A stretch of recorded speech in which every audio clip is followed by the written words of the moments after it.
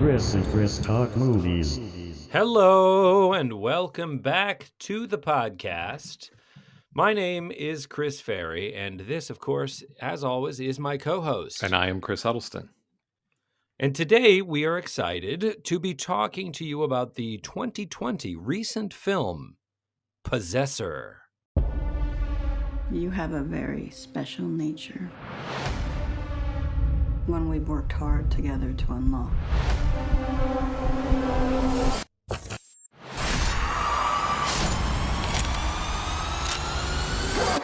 Pull me out.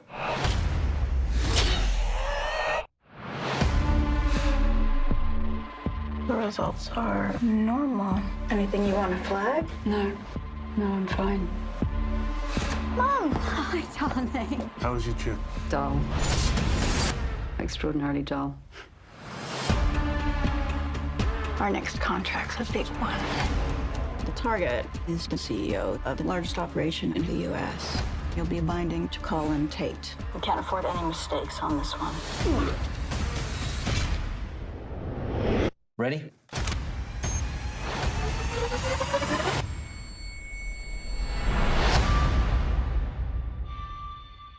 What's with you today? What do you mean?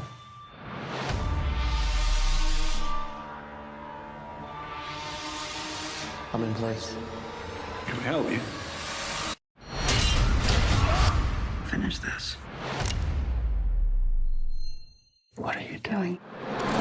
I can't pull the trigger.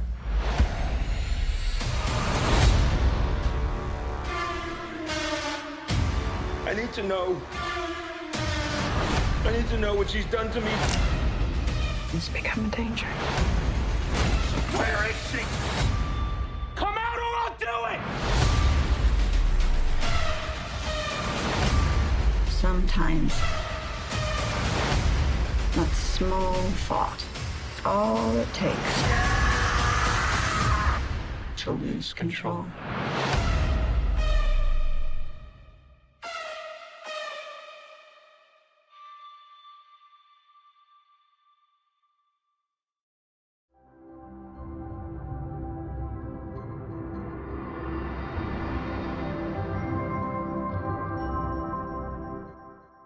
Okay, good trailer. Do you have a synopsis for us, Chris? I do.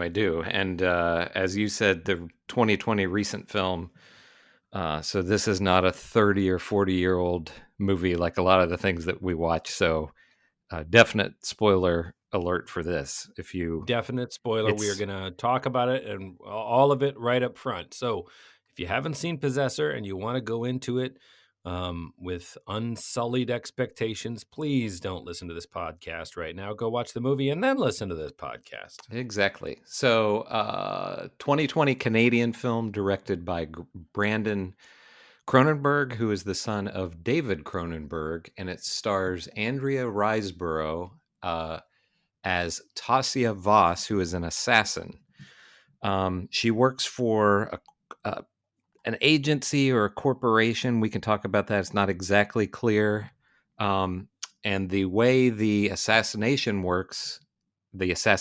work is her employer implants her consciousness into the body of someone close to the target of the assassination. So a family member or a friend or an employee or someone like that.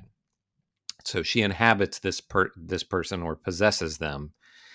And at the point that we are introduced to her in the movie, it seems that she has been doing this for a while, and it's starting to take a toll on her, and in terms of being able to control the person that she is possessing. The idea is that she would have total control so she can take out the assassination, but she's starting to have difficulty with that. We see the first hit job that we see from her in the movie. She's supposed to shoot the person, and instead she stabs them, and then she is supposed to shoot herself in the mouth so that the person is dead, and she's not able to do that. And then the rest of the movie is she moves on to her next hit job, where she inhabits the body of a man who is dating a woman whose father is this powerful CEO. And when she possesses him, she has even more trouble taking control. So then we can start from there with the discussion, I'd say. What did you think of this, Chris? I enjoyed it. Having just played the trailer, I will say that the tone of the film does not quite match the tone of the trailer. The tone of the trailer is pulse quickening, high tension horror. Mm-hmm. Or, possibly that end of the, kind of thriller genre. And what I felt like watching the film is it's definitely bloody. There is a horror element there's a lot of stabbing.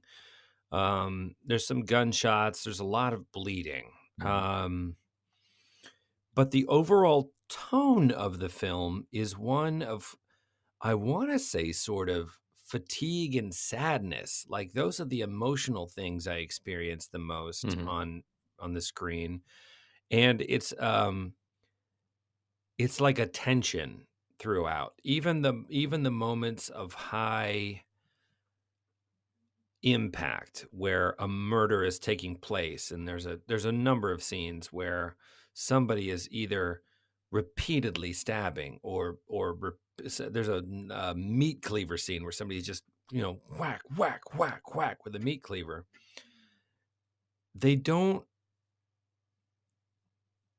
I felt a disconnect watching those scenes. Like it didn't wrench in my gut the way I imagined it was intended to. But I mean, I did enjoy the movie. I didn't really watch it as a horror movie. I actually didn't think so either. Watched it Yeah. as a sci-fi movie that, there's a sort of a branch of sci-fi that is kind of high concept, that it's more about this premise of being able to possess another person. Oh, there's an implant in the head, and that, what are the implications of taking over somebody's consciousness? What are the mechanics of that? They talk about, if you see any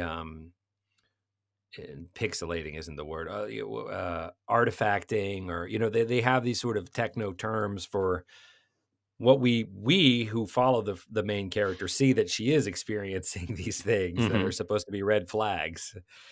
So to me, it felt more in the sort of cerebral end of science fiction. There aren't spaceships flying around, but there is this kind of near future magical technology of mind control. But then it sort of plays out like a thriller, like The Boss. To what lengths will the boss go to control this agent who she professes to like, but you don't really believe? You know what I mean? It felt more like a thriller and a spy thing. I'm hearing you agree. What are your thoughts? So, what you're saying there, it definitely the trailer, and this has been, this has been described as a horror movie, and on IMDb it's listed as, I think, horror, sci-fi, and thriller. So the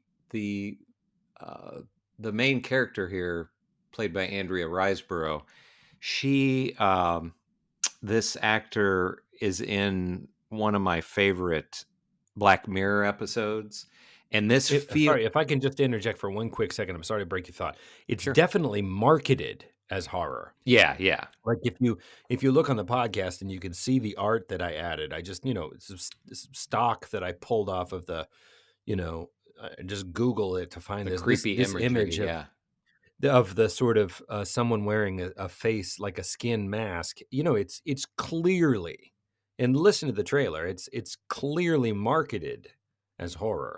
It's not ambiguous in the marketing. No.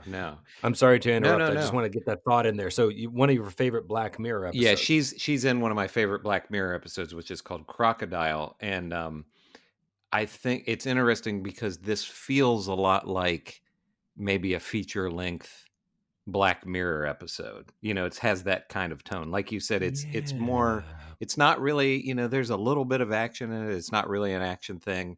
It's meant to be thought-provoking, Sci Fi.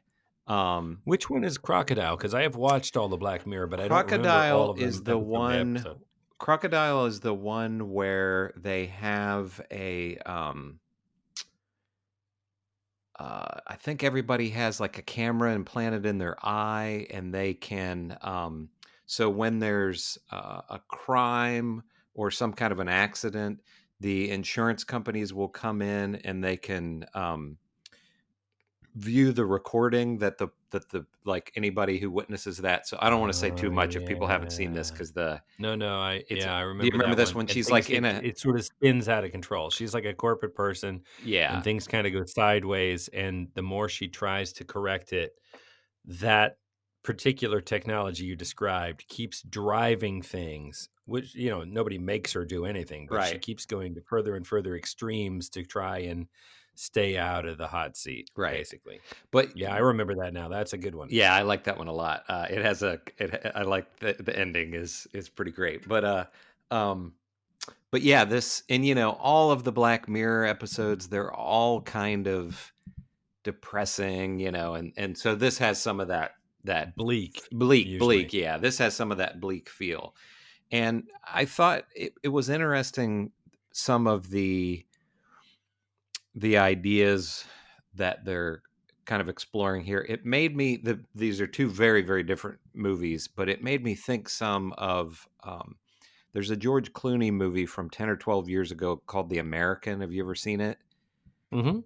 And where he's an assassin, and In Italy. in Italy, yeah. And the interesting thing about the movie is it presents, I think, what being an assassin in real life would be like, much more so. It's not like James Bond where you're driving around in fancy cars and sleeping with beautiful women and everything. It would be this very isolated existence because you couldn't get close to anybody because they're probably going to get killed, and all of that. So there's some of that feeling in this, and there's also this kind of exploration of what is a person's identity. She is, and we don't know if she's always been this way or it's just the job has done this to her, but she's married and has a son, and she's separated from the husband. And there's a scene right after she gets out of the first hit job that we see that she does in the movie. She goes to see her husband and her son, and she's rehearsing what she's going to say to them. And then later in the movie, we see when she's going to take her next job, to take over the person's identity, she rehearses, she's recording the guy speaking. And so she's rehearsing, trying to sound like, his speech pattern and all of that. So you get kind of this feeling that at this point in her life, does she even have a real identity? She has to practice to go and speak with her husband, and I thought that was interesting how they handled that. But as you say, Yeah. it's with the trailer, it's definitely presented as a horror movie, and I think, as I remember, I think I've only watched the trailer once or twice, but it seemed like it's presented as being really trippy, and there's a little bit of that in this, but not a whole lot.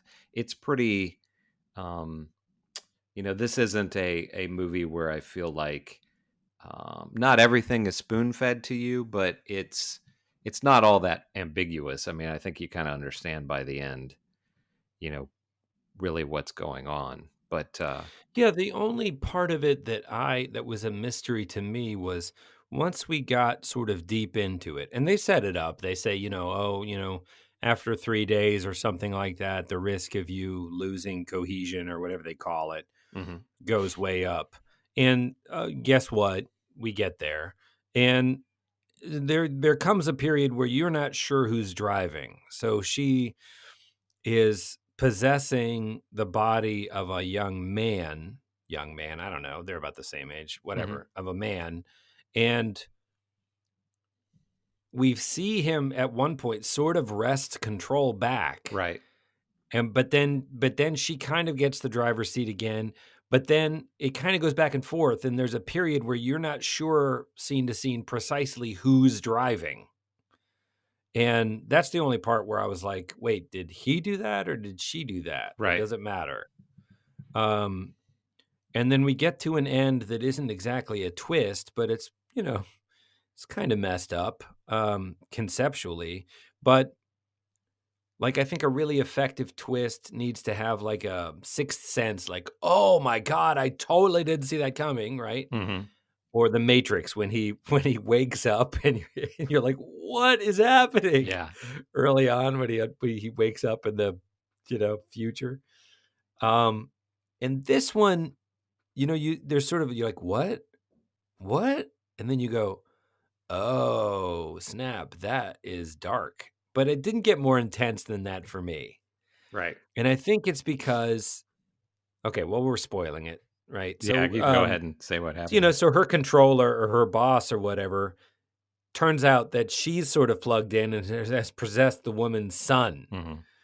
And it's the son stabs her, the quote unquote son stabs her, and she shoots the quote unquote son, and who's acting weird. And you don't realize what's going on until then they kind of pull the masks off, and then the woman is back. She's out, and she looks over, and her boss / friend / superior or whatever is lying there, and you realize that she was plugged in as the son. And the messed up thing is, so yes, she went in to save her, but she also went in to, to get rid of this, what she perceived as the complicating factor in this sort of agent's life, which is the husband and son.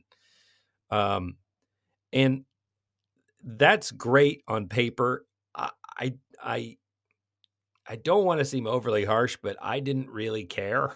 Yeah. I mean, I wasn't like, no, not the boy. Mm-hmm. I just didn't. The whole thing felt sort of sad and disconnected. And I think part of the problem is, in a James Bond movie, you're rooting for James Bond. Even if the spy that you're supposed to be rooting for is a complicated anti-hero, like even if you don't approve of the mission they're on, the idea is that you're rooting for them, right? Mm-hmm. And I don't know that I ever felt like I was particularly rooting for her in this movie. I mean, it seemed like what she was doing was very corporate and very dirty. Yeah. Like just they're hired assassins. It's not even like a secret government agency, trying to root out the bad people on the planet because nobody else will sanction it. No, it's just a corporate thing of like, who can we kill to get ourselves ahead? Yeah, right? They were literally, they didn't tell you with the first one, but with this second one, which comprises most of the story, they're wanting to kill the CEO so they can take over his company, And they're doing it by possessing this schlub, basically, who happened to be having a relationship with the rich CEO's daughter. Mm-hmm. And, the guy is sort of a patsy, and the young woman is sort of an entitled, Rich brat. rich daughter. Yeah, I mean, I don't, whether you fault her for that or not, she's hard to be sympathetic to. She didn't do anything wrong, but super entitled.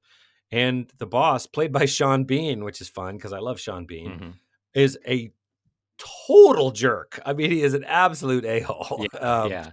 So it's not like you care about him getting killed per se, but it is a stone cold murder for nothing other than profit motives. It's not like we need to kill him because he's a bad guy. It's we need to kill him so we can take his company.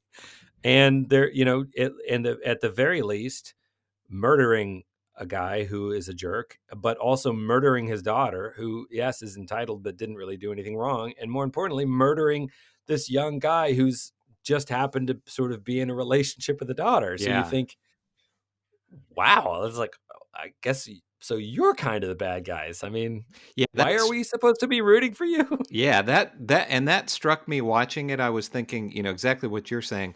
If it's just a normal assassin situation, the assassin goes and kills the person, and that's it.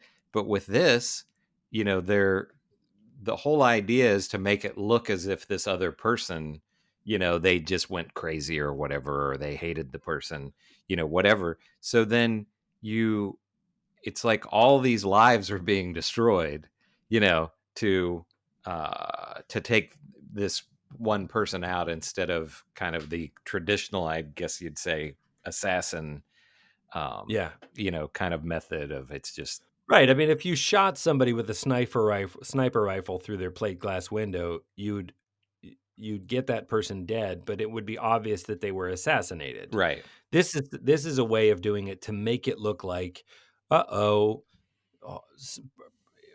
perfectly human things went sort of horribly wrong, and person X, Y, and Z ended up dead. Mm-hmm.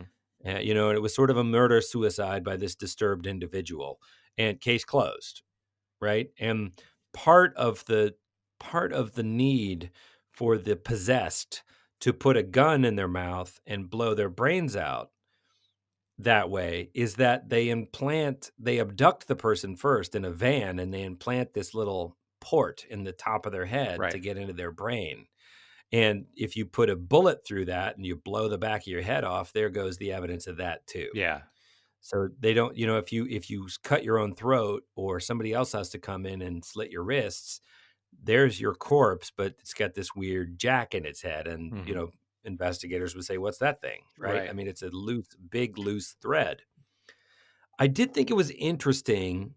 Like, I think that relatability problem is at the core of why this movie didn't feel more engaging in an empathetic way to me. Mm-hmm. So I think that's at the core of my issue. If I'm going to criticize it, that's at the core of that.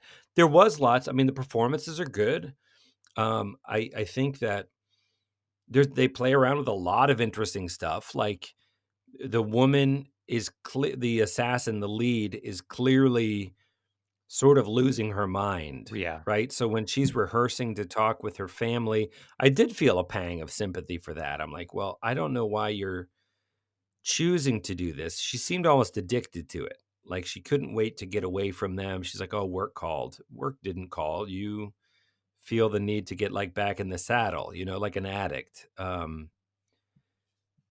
But her husband was weird. Like the person playing her husband was weird. And the son didn't seem particularly, I was like, was that deliberate or is it just a weird casting thing? That struck me too. The guy's voice, I kind of thought, I hope this guy isn't in this a lot because he sounded almost like a cartoon voiceover actor or something. You know what I mean? It seemed out of place for how. What was that accent? Was that like Brooklyn accent or something? I don't know. It was almost like, babe, what are you talking about? I mean, it's not that, Yeah. but it's thick like that. And he wasn't acting a cartoon performance. There were some shots where he was like, I hate this. Why do you have to keep leaving? And he was sincere. Yeah. Like, it's not that the guy's a bad actor. And I think that's just his voice. But everybody else was very subtle, kind of, and then he kind of stood out. It was a really thick, specific regional accent. Like, I want to be like a New York accent. And the whole thing felt kind of Canadian to me. So I'm like, yeah, it's a Canadian movie. Yeah. It why was shot is in this Toronto. guy, not that a New Yorker can't move to Canada, but it felt like such a specific thing for no reason. Yeah. And it was never addressed or discussed. And I found it distracting. Yeah. I felt exactly the same way. That it's interesting that, that you brought that up. But I felt like, the reason you have this husband and kid there is you're like, you want her, you're like, oh no, the family, the loving husband, the great kid. Like, we want her to want to be back a part of that. And then when she kills the husband, it's supposed to be a Hamlet, like, no, and then when the son dies, you're like, no. And I just didn't care 1 ounce. I could not have cared less. Well, and in that scene, she says, it's, that's kind of a major point in the scene there where she's struggling back. It's like she's struggling with the guy she's inhabiting for the consciousness. And they actually show, for you to have a visual representation of it, they show the man and her standing there in this kitchen while the guy is holding the gun to her husband's head. And she says, I don't know. Basically, she says, I don't know if I even love him, if I ever even loved him. And I kind of wondered, I might be reading too much into this. Right, and just to clarify, she is in Yeah. the guy's head. Yeah. But she is having a conversation with the guy who is now back in control. Right. And he is trying to threaten her, who is in his head. But we see it on screen as her standing there in the kitchen with him. And so he's threatening to kill the husband. And she's saying, sort of trying to Go talk him ahead. out of it, being like, well, she's saying go ahead, but it's kind of like, you're not really going to hurt me by killing him. Yeah. There won't be any point to you doing that. You'll just be murdering a guy. Right. But like, you're here because you're trying to get back at me, but this is not really the way to do it. Yeah. And he kills him anyway. But I kind of wondered, and I might be reading too much into this, but I kind of wondered, we don't know how long she's been an assassin. We don't know how many people she's killed. And I kind of wondered if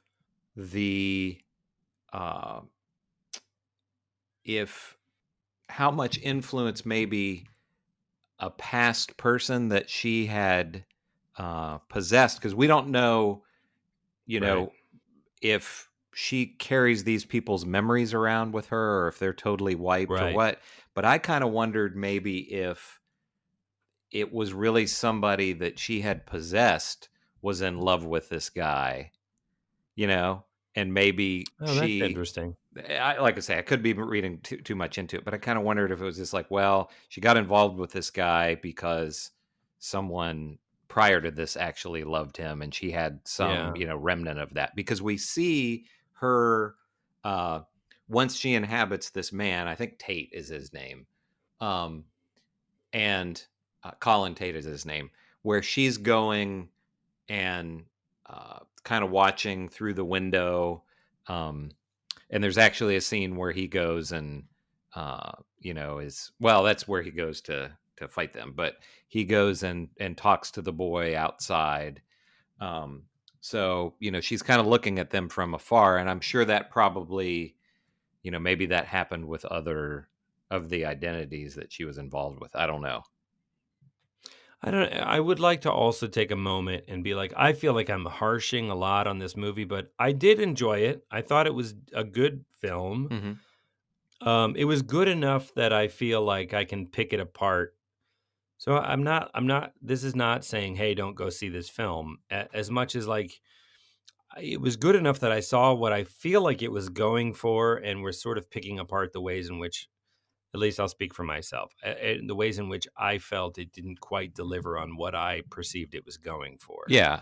And I just want to, as we continue to pick at it here, I want to be like, I thought there was a lot of interesting stuff. And my favorite stuff about it was, like you're discussing, it was interesting to see, it didn't spoon feed you a lot of answers to this stuff. And it was really fertile stuff to be like, oh, is it maybe this is, there were layers upon layers of this whole mind possession stuff. Mm-hmm. And I thought that was really interesting. I thought it was really interesting to watch her inhabit this guy and wake up in bed with his girlfriend and make love to his girlfriend and know that it's this person who really knows nothing about this guy, like has watched him for a day, She doesn't, it's not like he's been her next door neighbor for, she just plops right into this to be this person. And the girlfriend notices it right away. She's like, you're acting weird today. Yeah. And that was pulse quickening, because you're like, oh man, I wouldn't want to pretend to literally be somebody else, not knowing anything about them or how they talk, or would they say this or that, or, we really got your mind spinning in a lot of this. And what would it be like to have to not just portray someone else, but be that person. Go and do their convincingly. job. I was thinking about, so he works. Yeah. So this company, I guess they make blinds and curtains and things like that. I don't know, but he had to go and I didn't completely understand what it exactly was that they were doing. But I have thoughts on that. Oh, okay. But finish yours. And But then he worked in this kind of lowly department in the company where they would have VR glasses and they would see in these people's homes or apartments or whatever, and they were identifying what kind of, blinds or curtains or whatever they had. And he or she, when she first starts doing it, is having some difficulty, and you kind of get the idea that maybe then his memory is starting to take over a little bit. So there had to be some of the person's memory in there, or else she would have just had no clue how to do this job. But she wasn't doing very well with it. But I just thought, man, how stressed. She has just a tiny bit of preparation, I guess, before she goes into these people, and think about, not just having to inhabit a person's life enough to convince their spouse or their friends or their family members or whatever that they're who they are, but to go and try to do their job that you would have no, understanding of at all. And I just thought that would really be stressful, I don't know. Yeah, I mean, my take on that job was that it was like a Facebook or an Amazon, that it had whatever it was, it had control of all the cameras in people's homes.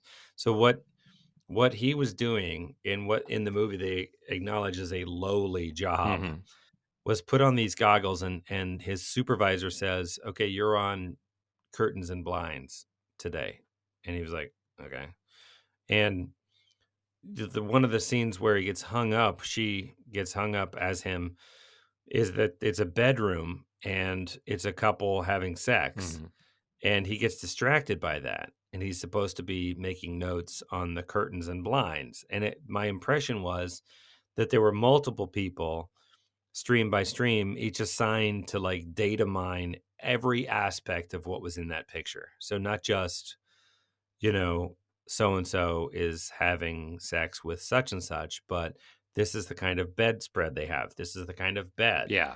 This is the kind of curtains they have. It's this is the kind of color paint they have. Like data mining every possible, in the most dispassionate but most invasive way possible. Right. Which is how this a-hole Sean Bean guy got so rich.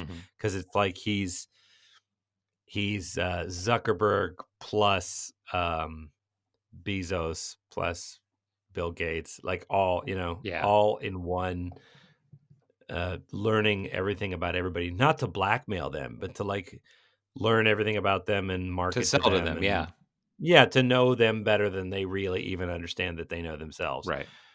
And what was interesting to me about that was they didn't talk about it in the film, but it's like, in a world where you can implant into somebody else's brain, AI hasn't gotten good enough that you need a person to sit there and register what kind of blinds there are. I mean, couldn't a computer take that same image and see that is model whatever of blind, Yeah.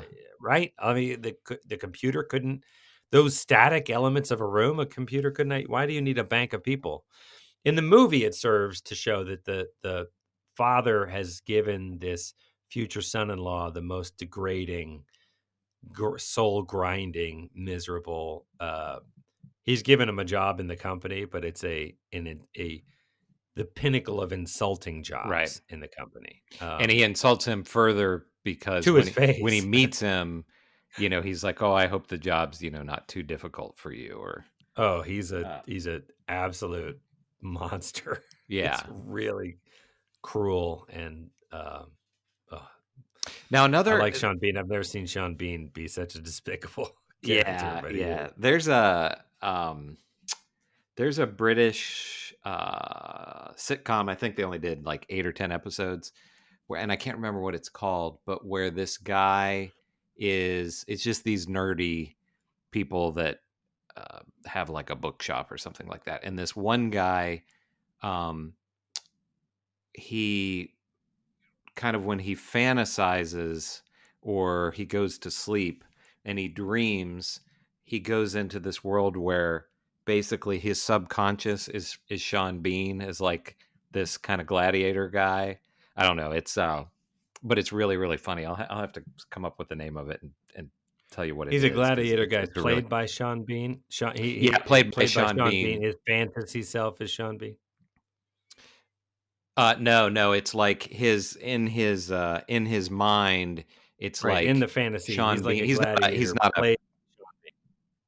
Yeah, it's the actor Sean Bean, playing the character. He's not really a gladiator; he's like a knight, but it's like he gives them these pep talks and things about how to. But it's comedic. It's really, I'm kind of butchering uh, the gist of it, but I'll come up with a name and tell you. But it's a really great role for him because he's really funny in it.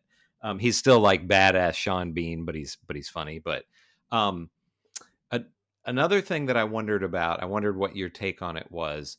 Why do you think where like the first woman that she's in she's supposed to shoot the guy and instead she stabs him, and then when she's in the man who is supposed to kill Sean Bean, again she's supposed to shoot, and he has like a poker from a fireplace, and he beats him to death and stabs him through the face and everything with that.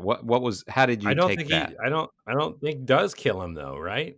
Yeah, that's true. He's alive maims at the him, end. but doesn't even get the job done. But does relentlessly, like sociopathically, wail on him with it. I don't know. I don't know. I have some hypotheses. Well, I have an hypothesis is that because we don't have any other evidence we don't have any other evidence associated with it. Like there's no reason like, oh, this is that thing coming out, right? It's just a pattern we see develop with this person when she's under. Stabs the first guy not once, but like, really goes after him with a knife, and you're like, yo, what's happening? And then you see it established again with Sean Bean, and I can only think that it's supposed to be a sort of an indicator that she's been doing this too long, and there are these artifacts and weird reality things happening that she's becoming psychopathic, like she's having a psychotic break, and that is one sign of it. And I feel like it's slightly different than the inability to put the gun in their mouth and kill herself. That's either a subconscious thing of the person she doesn't want to do that somehow, or she's losing control, and there's just enough of the person inside the self-preservation instinct that is keeping her from doing it. But I don't know. The film doesn't give us any more clues to answer that. What did you think? What I thought was, so I definitely thought that in both instances when the person didn't shoot themselves, that was their will to live. Yeah, their will to live, them having enough control to keep that from happening. But I kind of took the way that each of them, the target was killed or attempted to be killed, by shooting them, that's kind of this impersonal, efficient way of doing it, right? Which is what the company wanted her to do. And I kind of took that as, with the first one stabbing the guy a bunch of times, and then also with this Tate beating the guy with the poker, I kind of took that as they were having more control than what she was, and they hated these people. So it was, the way they were killing them was much more personal and impassioned than what she was supposed to do, which was just supposed to shoot them. And you know what I mean? So I kind of took that as another indication that the person was having more control than what she was. That's interesting. That hadn't occurred to me, but I mean, I think that's equally plausible. It wasn't clear. Yeah. I didn't need it to be clear. No, but it didn't really matter in the end, but it was a hanging question. It goes into the bucket of this operator is exercising less and less control. Yeah. And the implication is that she used to be sort of the best. She used to be the kind of go-to, like, get it done agent. At one point, her boss is like, I'm grooming. Now, you don't know if she's messing with her or if she's being serious, but she says, I'm sort of grooming you to be my replacement, ultimately. So that's both a vote of confidence, but you can't really trust that boss. That boss is definitely. Because she wants to, towards the end, she keeps the Tasia is trying to get out of the guy. So she'll say when she's ready Pull to me out. be pulled out, she's like, take me out or get me out or whatever. And she just kept wanting to her to stay in there longer, which was, probably detrimental to her sanity or whatever. Another thing that I wondered, she hadn't finished the job though either. Yeah, that's true. That's true. And that's ultimately, that was another thing again, some of this I might be reading too much into it, but I kind of wondered if he was making a little bit of a commentary also about the idea that this seemed to be in the beginning. I thought it was that she was a spy, like she worked for some kind of a government agency, and then I think they were just a corporation, and I kind of wondered if he was making a little bit of a commentary to an extreme degree of how terrible corporations are, that it's like they literally, the boss acts like she cares about her, but at the end it's, ultimately it's the job and the money, and she doesn't really care about her as a person or her sanity or any of that. No, I think that's loud and clear throughout. The only two examples of sort of the company we see are the assassination company and the Facebook company, and they're both sociopathic. Yeah, I mean, neither one of them cares a single whit about human life or privacy or decency or any of that. Yeah. It's just clearly. And then what's interesting is to see what that has done to the actual human beings who work in those companies. Right. Exactly. And the company doesn't feel like such an outgrowth of Sean Bean as much as Sean Bean feels like the pilot of the company. Mm-hmm. That you could kill Sean Bean. In fact, they do. They want to kill Sean Bean so that they can take over the company. They can take control of the company. It's not about Sean Bean. It's about the company. Yeah.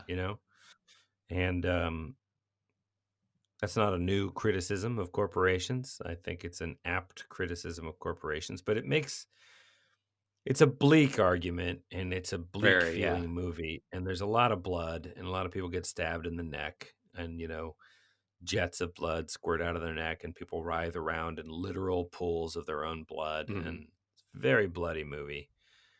I didn't find that as disturbing as Bone Tomahawk. No. That one was really upsetting, and this was like, yikes, that hurts. Like, ooh, right in the jugular, But I wasn't like, I just was like, oh, yeah, still pumping. But one thing that a lot of blood. One thing that I was thinking about that. So I have a Roku. So, I went and searched on Roku, and, there were several different streaming services that you could watch this through. I watched it on Prime, but there's an uncut version of this, and which I think you had to pay like $10 for or something. So I'm not going to watch the uncut. And there was only a minute difference between the what? Yeah, only a minute. Oh my God, a minute difference. But I got to thinking, okay, between this, I bet you could Google that minute. Probably could, yeah. And I looked, and they said it's just they cut out a little bit of violence and some sex. But I got to thinking, so between this and Bone Tomahawk that we watched last week, that were both rated R movies. Like, what does it take? What does a movie have to and both really graphic films. What does it take now that a movie, would be so extreme that it can't get an R rating? You know what I mean? What is there left? Honestly, I mean, to answer that feels like a rhetorical question. Yeah. My honest answer to it would have to be sex. Yeah. Or I feel like if the violence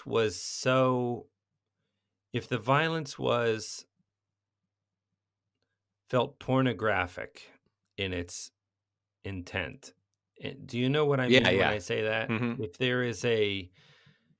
If it felt like the violence was sexualized in a way that crossed a line, and I don't know how to give you an example of that because I can't think of one. Yeah, I know what you mean, though.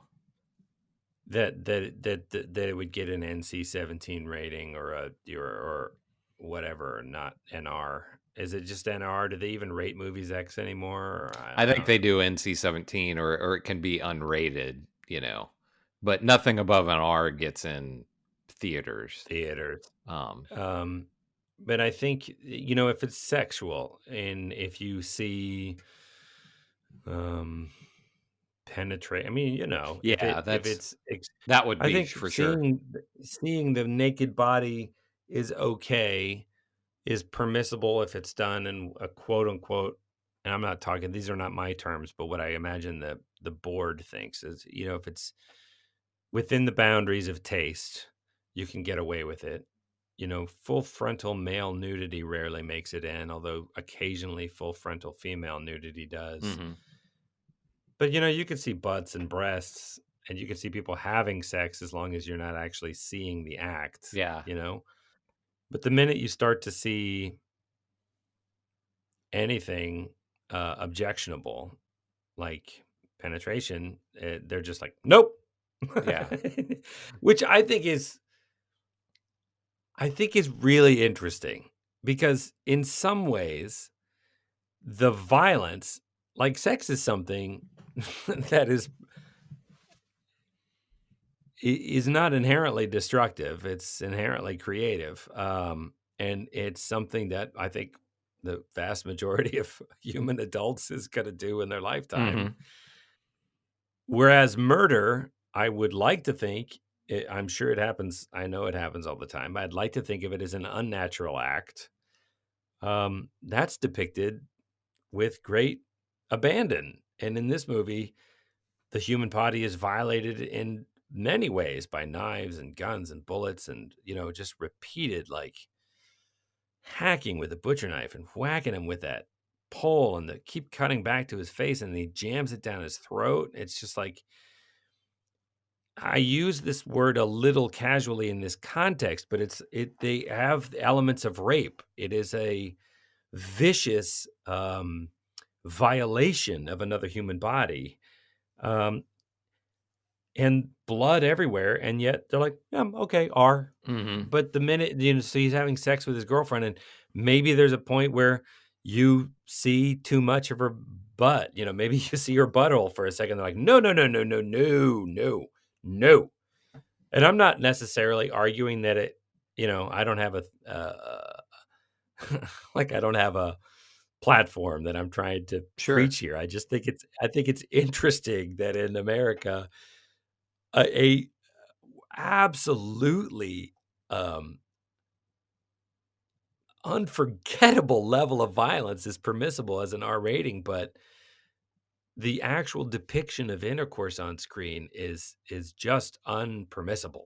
Mm-hmm. And that's always been the thing that America has always had hangups about versus, say, the Europeans, for example. It's kind of the opposite, where it's like,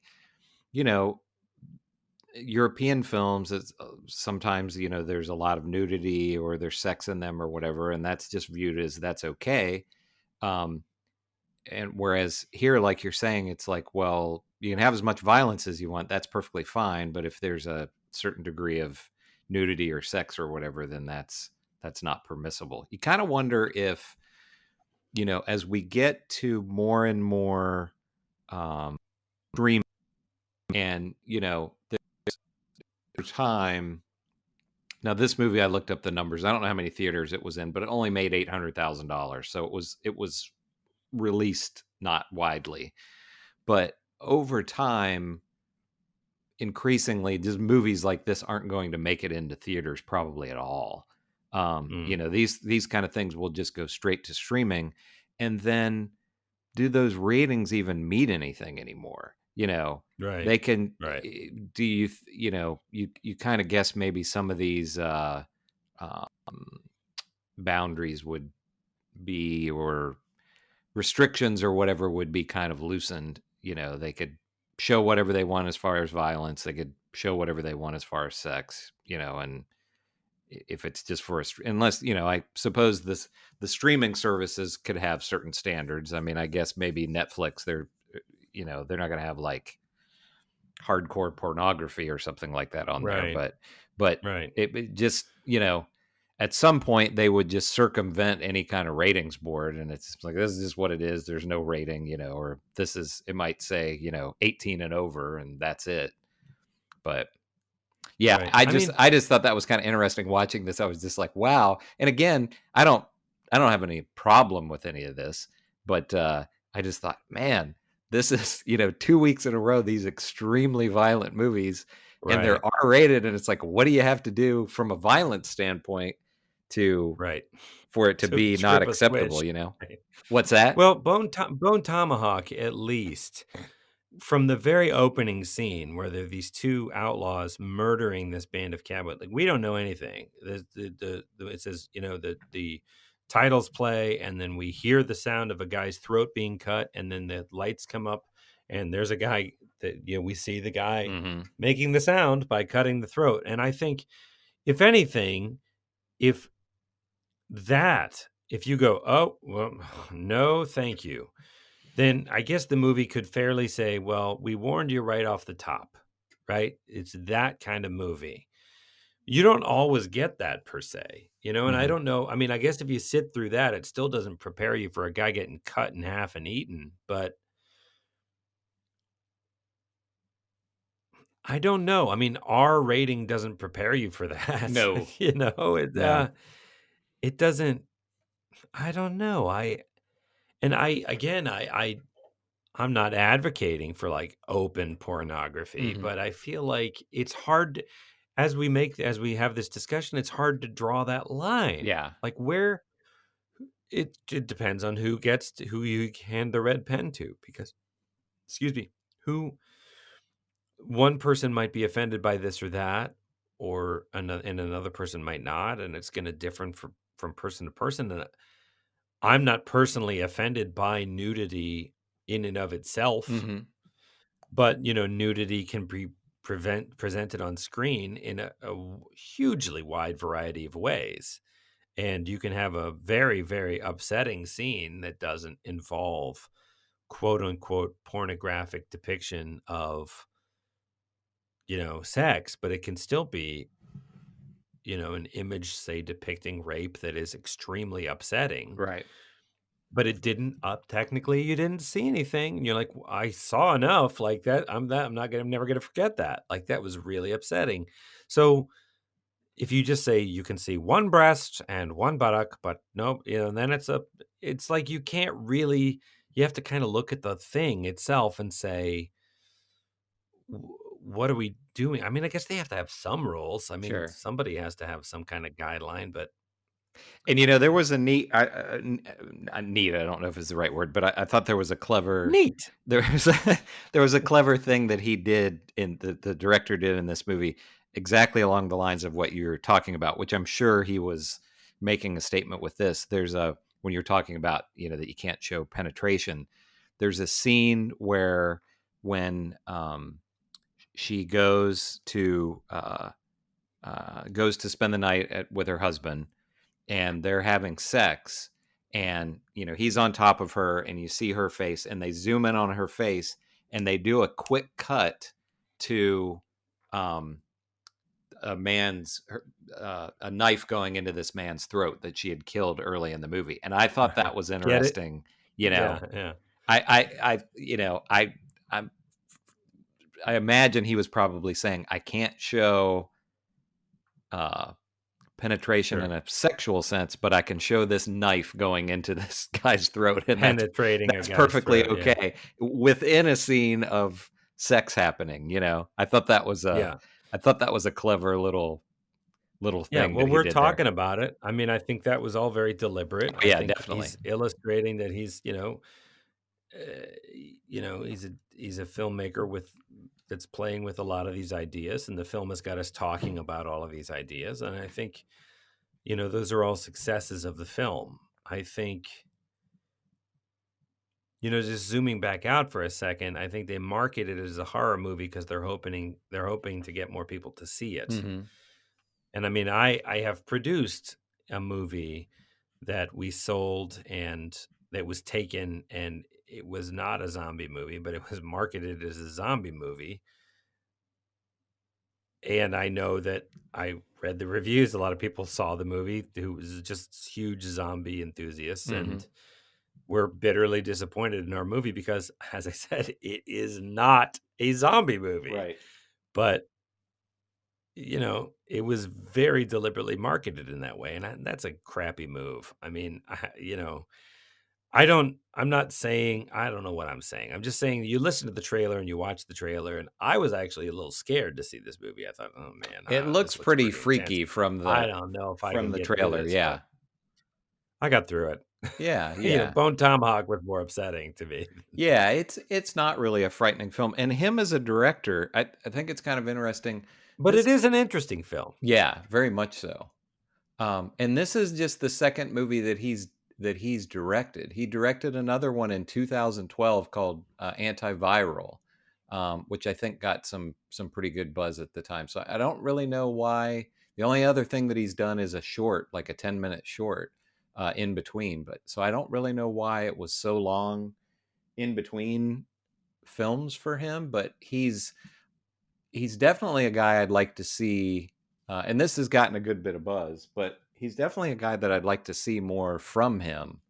Well, so we're just getting towards time. In terms of what we want to kind of wrap this up, would you recommend this to people? Yeah, I definitely would. I mean, I think people, as I said, I think this kind of felt like had a Black Mirror vibe to it. So people who like Black Mirror, it has that bleak kind of feeling, and we're not exactly sure when it is in the future. It's kind of a near future as we get in a lot of Black Mirror episodes. And as we, this isn't for the squeamish. It's definitely, there's a lot of blood and some pretty brutal killings. But yeah, I mean, I would, people who like, it's not a sci-fi, as you said, with spaceships and laser beams and all of that, but more kind of, if you like cerebral, kind of thought-provoking sci-fi, then this is worth a watch.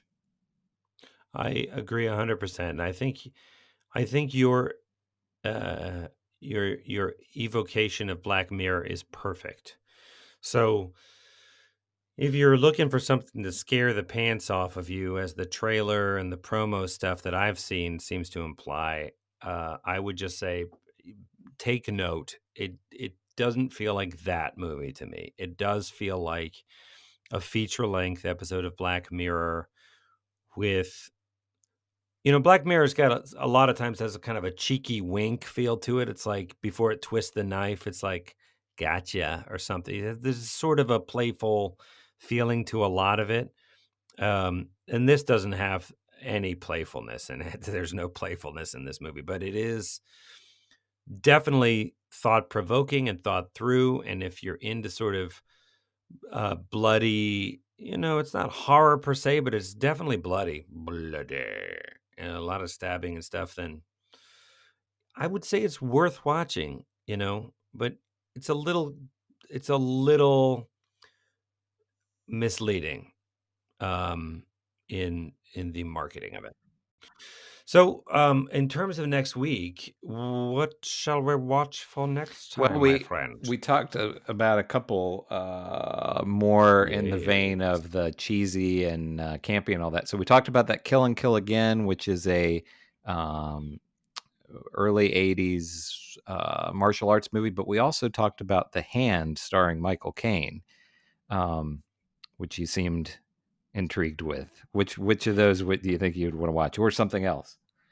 Well, let's do both of those. But which shall we do next? I'm ready for some corny. Let's go to Kill and Kill Again, Okay, because that looks like that might be campy fun, and then we'll decide whether we want to follow it. We definitely want to get to The Hand, yeah, which is exactly what you imagined it is, but it's got Michael Caine in the lead. Yep.